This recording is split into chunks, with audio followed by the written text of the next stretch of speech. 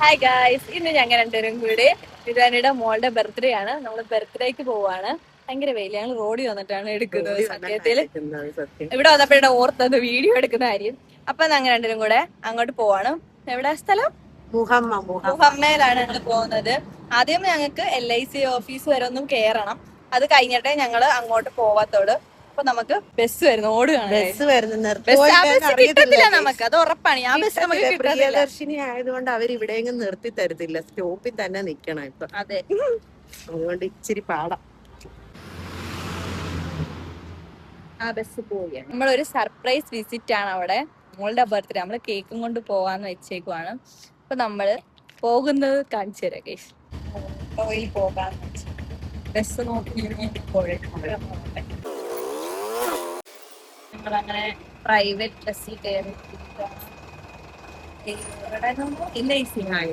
LIC office വരെ ഒന്ന് പോണം. ബസ്സിൽ കയറി ബസ് കിട്ടും, പോകും. പിന്നെ LIC ഓഫീസ് കാണിക്കാം. അങ്ങനെ നമ്മൾ ബസ്സിലൊക്കെ കയറി അങ്ങനെ LIC ഓഫീസ് എത്തി.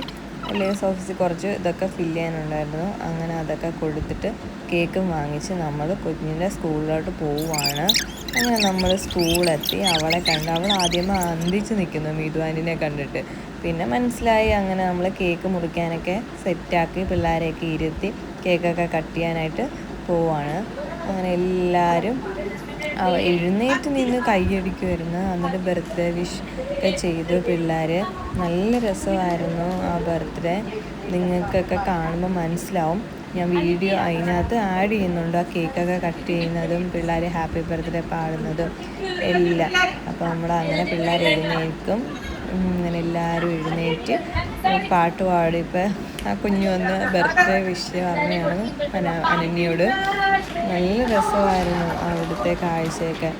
സൂപ്പറായിരുന്നു. നമുക്ക് ബർത്ത്ഡേ കണ്ടിട്ട് വരാം.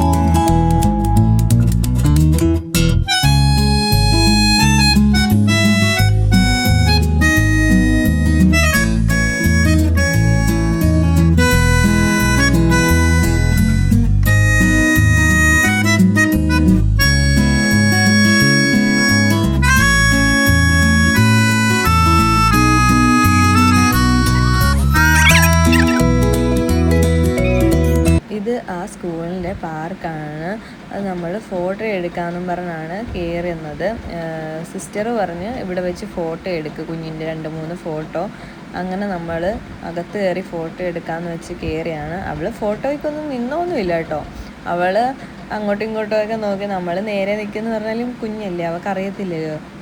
അതുകൊണ്ട് എങ്ങനെയൊക്കെയൊക്കെയോ 2-3 ഫോട്ടോയൊക്കെ എടുത്ത് ഇവിടെ വെച്ച്. നല്ല സൂപ്പർ പാർക്ക്. പാർക്കിനെ പറ്റി പറയുകയാണെങ്കിൽ നല്ല പക്ക പാർക്ക്. നിങ്ങൾക്ക് കാണുമ്പോൾ തന്നെ മനസ്സിലാവുമല്ലോ അവിടുത്തെ വൃത്തിയും. നല്ല വൃത്തിയാണ് അതിനകത്ത്. ഒരു അങ്ങനത്തെ അലമ്പ് പിടിച്ചൊന്നും കിടക്കുമല്ല. നല്ല സൂപ്പറായിട്ട് അവർ സെറ്റ് ചെയ്ത് വെച്ചിട്ടുണ്ട്. ഇവിടെ ആണെങ്കിൽ പിള്ളേർക്കൊക്കെ ഇഷ്ടപ്പെടും. ഇതിനകത്ത് കാണുമ്പോൾ തന്നെ നിറയെ കുട്ടികളുണ്ട്. നമ്മൾ കണ്ടേയില്ലായിരുന്നു ആ കുഞ്ഞുങ്ങളെ ബർത്ത്ഡേ ഒക്കെ. നല്ല രസമുണ്ട് അവരൊക്കെ ആയിട്ട് ഇരിക്കാൻ. നല്ല രസമാണ് കേട്ടോ, കുറേ നേരമൊക്കെ ഇരിക്കാം. നല്ല കുഞ്ഞുങ്ങളാണ്. നമുക്കപ്പം പാർക്ക് ഒന്ന് ചുറ്റി കണ്ടിട്ട് വരാം.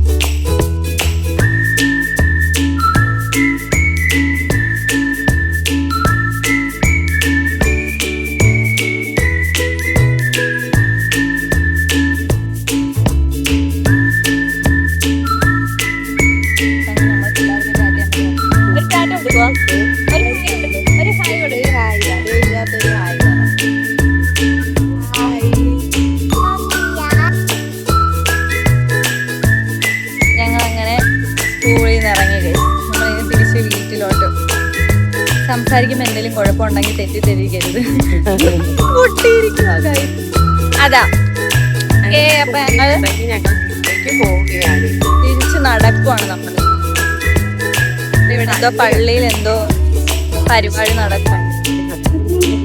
നല്ല രസമുണ്ടായിരുന്നു. കൊറേ കുഞ്ഞുങ്ങൾ.